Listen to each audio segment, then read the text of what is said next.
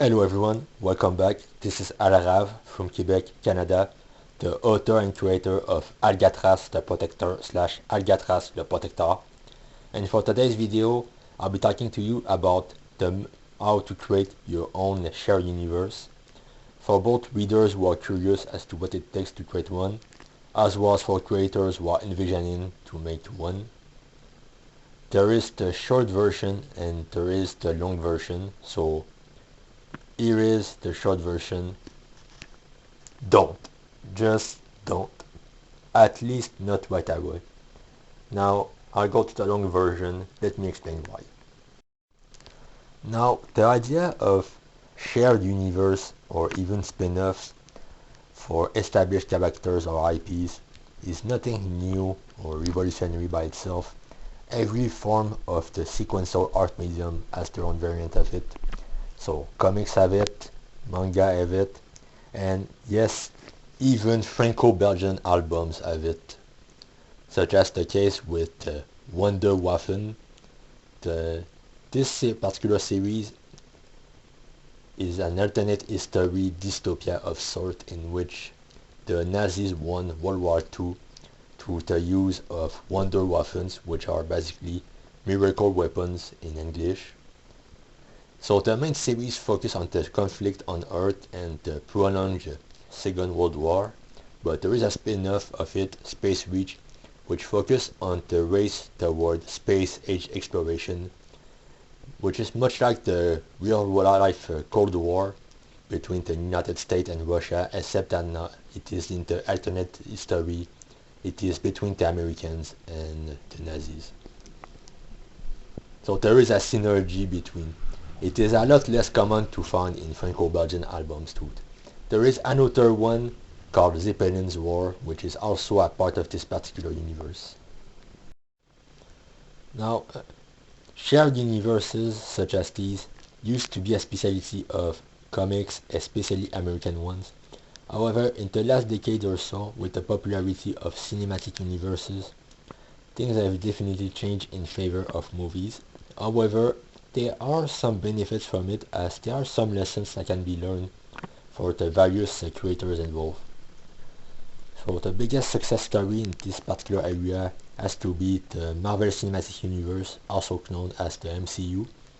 And the formula for this one is very simple. It's because of Iron Man, played by Robert Downey Jr. This was the big main success story of the early Phase 1 that made moviegoers invested in this particular character, and he was able to become the poster flag character for this world venture until the 2012 Avengers film, which did not only became a big success but also made people interested in the other characters as well, and that's really where the MCU really took off as a franchise.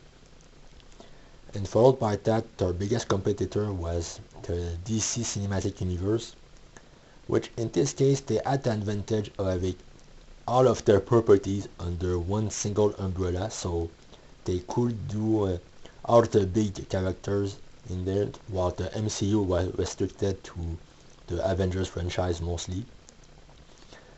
The DCU took a different approach compared to Marvel, in which they, rather than taking the long-term game and mostly winning through one character, the DC Cinematic Universe simply used crossover films to introduce characters first before setting them out for solo films, which is the reverse of the MCU in a sense. The only thing holding back the DCU from ever winning had a lot to do with the mixed reception of the films themselves. So there were some good actors such as Henry Cavill, who played Superman, but unfortunately the mixed back reception of the films definitely didn't help, so that's why they ended up in second place.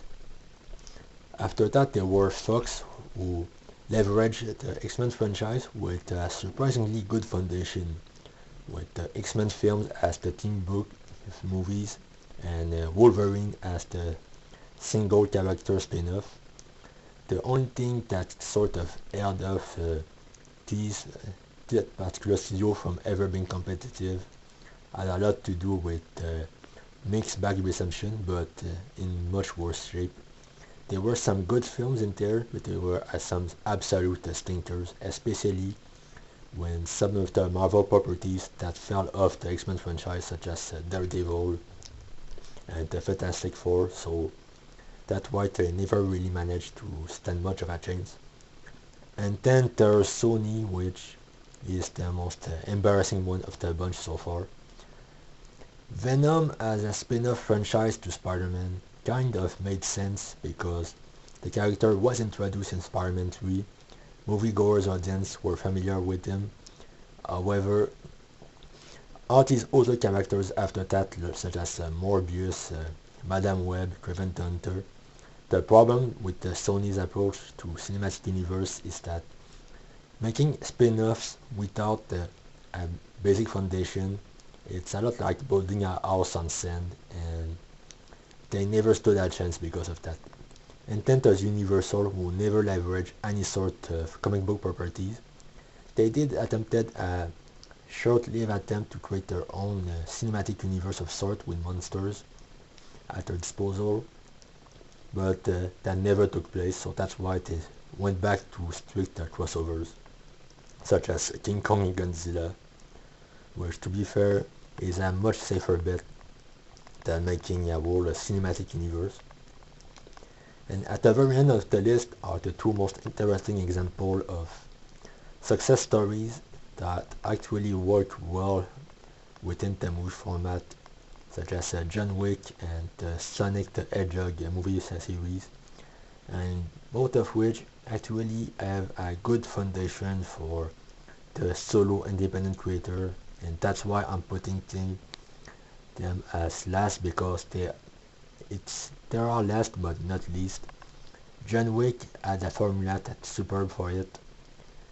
They made one good film that made people invested in the character, so they did a series around him, and once the series ran its course, that's when they started doing the cinematic universe approach with a prequel mini-series in the form of the Continental, as well as a spin-off film, Ballerina, that takes place between the third and the fourth movie, with the potential to have sequels after. So this is actually a much better foundation for independent creator, because it puts the emphasis on the main character first and foremost. So when you have a strong flagship leading character, you can build the cinematic universe approach much better than you could if you only spread out your bet across too many different characters too fast, too quickly.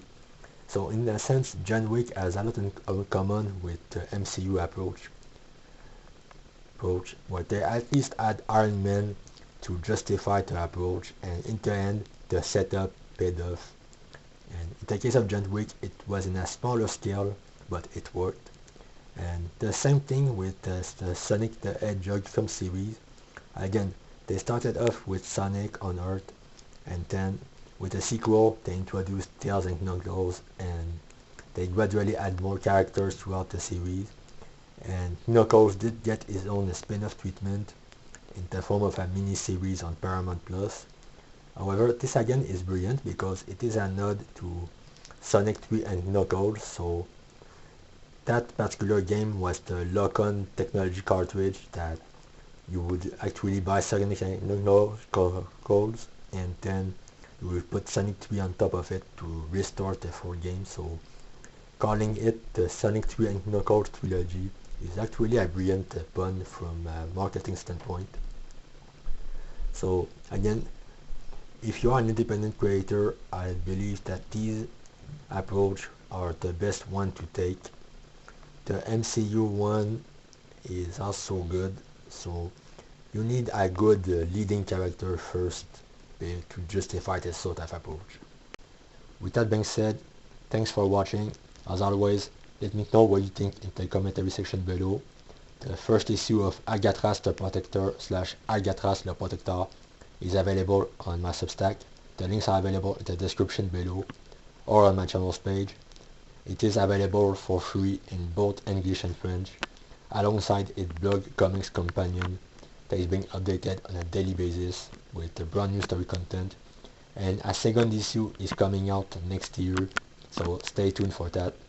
With that being said, again, thanks for watching, and we'll see one another very soon. Enjoy the reading.